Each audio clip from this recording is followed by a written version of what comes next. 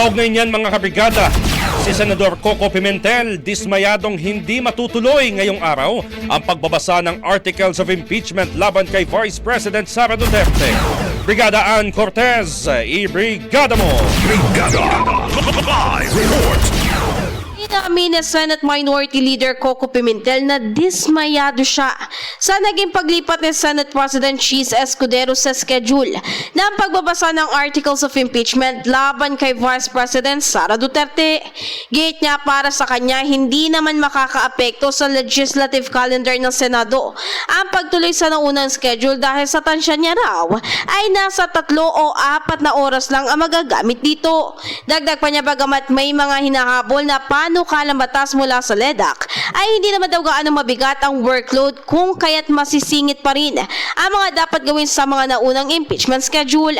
Ayon pa kay Pimentel, kung may pagpapatuloy sana ito ngayon ay gugunin na rin ang oras na laan para sa Vice Presidente na sagutin ang mga akusasyon laban sa kanya. Maalala ayon kay Escudero, pinili raw niyang ilipat ang schedule ng pagbabasa ng Articles of Impeachment dahil gusto niyang matutukan nila sa Senado ang paghahabol sa ilang priority bills na maaaring kailanganin ng mga pagdinig o di kaya bicameral meeting.